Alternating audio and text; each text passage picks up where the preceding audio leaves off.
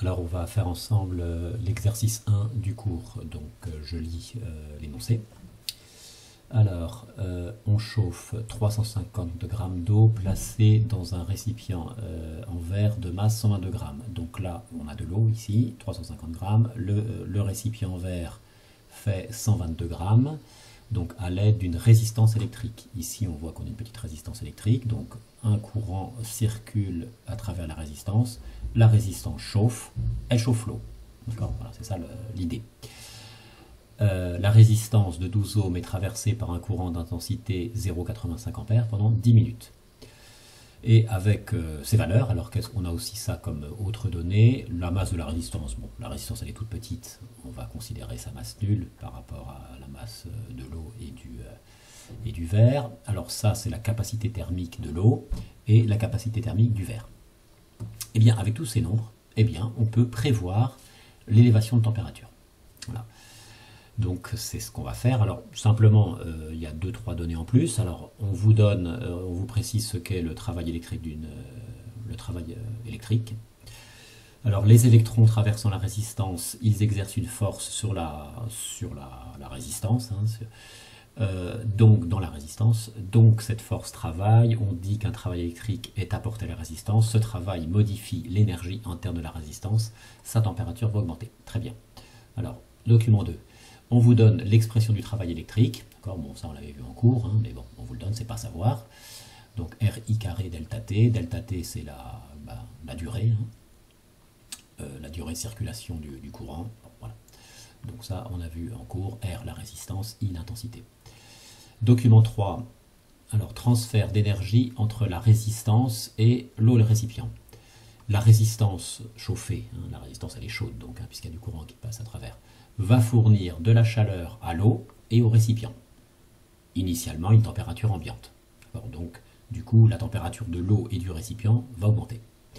Alors, dans cet exercice, on ne va pas tenir compte des pertes de chaleur vers l'air. Et donc, effectivement, la température de l'eau va augmenter, la température du verre va augmenter, mais l'air, il va forcément chauffer le verre. Donc, je reprends la résistance est chaude, elle chauffe l'eau. L'eau va chauffer le verre en quelque sorte, et ce verre va chauffer l'air qui est autour de lui. Voilà, donc c'est des pertes thermiques en quelque sorte. Donc on ne va pas en tenir compte, on va faire comme si la chaleur restait, pour simplifier, comme si la chaleur ne s'évacuait pas après le verre. Donc la résistance chauffe l'eau et le verre, et ça s'arrête là. D'accord ?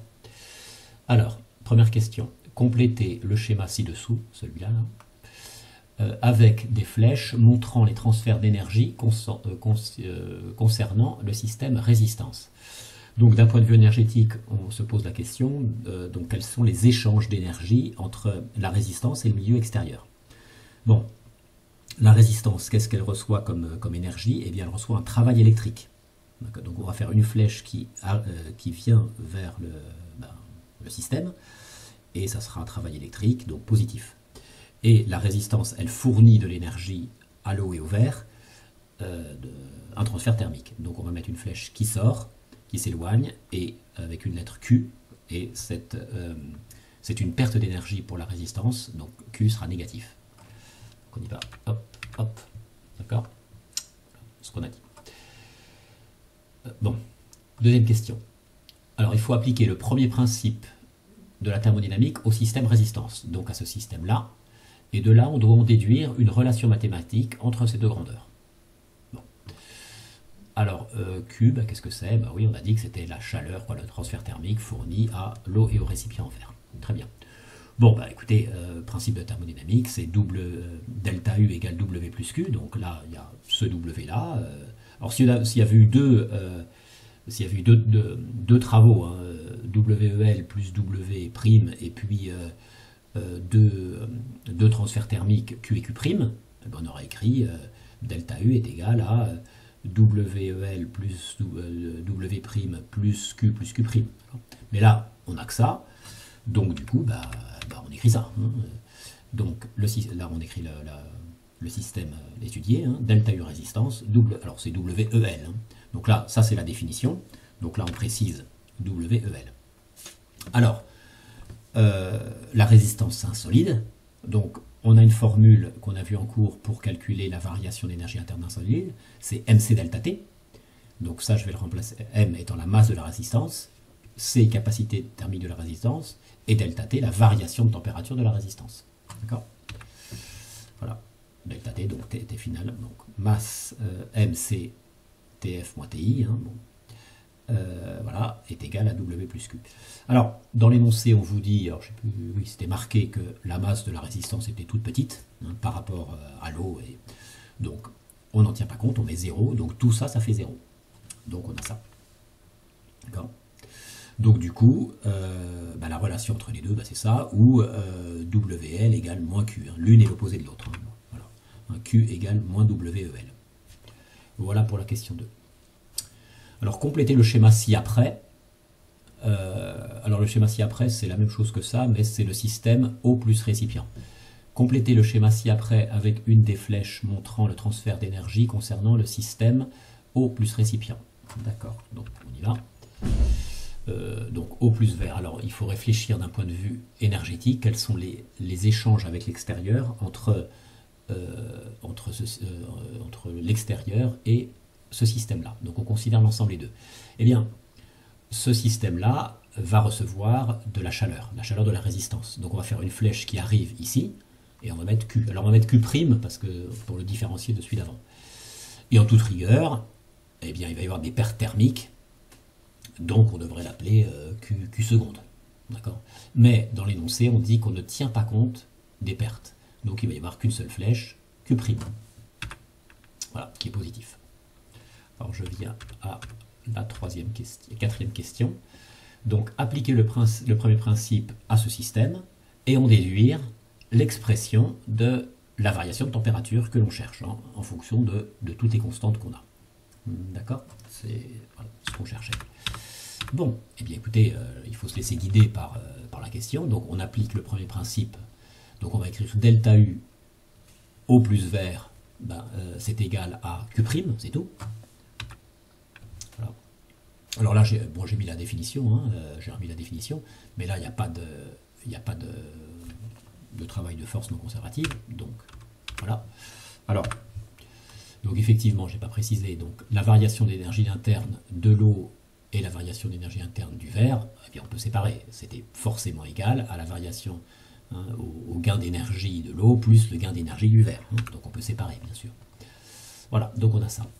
Alors, donc là, je crois qu'il faut, pour l'instant, il faut appliquer le cours. Hein. Donc on a des formules, on les utilise. Donc là, on connaît l'expression de la variation d'énergie interne de l'eau. Hein, donc c'est MOCO TF moins de quoi, delta T, hein, delta T, la variation de température de l'eau. Et M vert, c'est vert, delta T, variation de température du verre. Alors les delta T sont les mêmes. Hein. C'est-à-dire que les températures initiales de l'eau et du verre sont les mêmes, et les températures finales de l'eau et du verre sont les mêmes. Voilà. Donc du coup, c'est les mêmes delta T. Et donc c'est ça qu'on cherche. Donc on va pouvoir mettre 100 facteurs. Donc ça on connaît, ça on connaît, ça on connaît, ça on connaît, c'est donné tout ça. Donc le Q'. Alors ça par contre, on ne l'a pas. Mais il y a quelque chose qui est logique de dire. C'est que d'où vient ce transfert thermique? Il vient de la résistance. Donc on peut faire ce petit schéma-là, si vous voulez. Hein, la résistance, elle fournit de la chaleur à qui? À l'eau et le verre.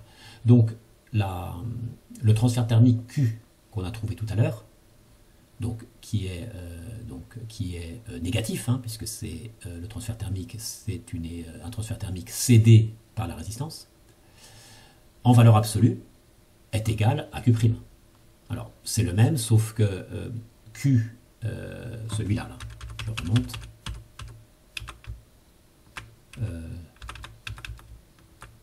Attendez, je suis perdu là. Exercice 2, je suis dans l'exercice 2, ça va pas. Voilà. Ce transfert thermique Q est négatif, et il est égal à l'opposé de Q'. Hein, Q' étant celui-là. D'accord? Donc du coup, ce que je peux écrire ici, je peux dire que c'est égal à moins Q. D'accord? Voilà. c'est ce que j'ai écrit, hein. Donc voilà, hein, Q' égale moins Q, la chaleur fournie par la résistance, est reçue par l'eau et le récipient. Bon, et ça, on a vu que Q c'était égal à moins le travail électrique. Donc ici je peux écrire moins, ouvrez la parenthèse, moins WL. Voilà.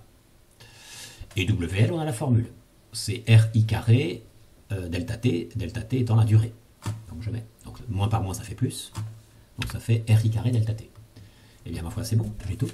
Donc je mets delta T égale, donc c'est égal à ça, divisé par MOCO plus M vert C vert, hein, puisque les deux delta T, je les mets en facteur. Hein. Voilà, je mets delta T en facteur. Et voilà, je n'ai plus qu'à calculer. Alors je crois que j'ai pas fait l'application numérique, non. Donc voilà, voilà pour cet exercice.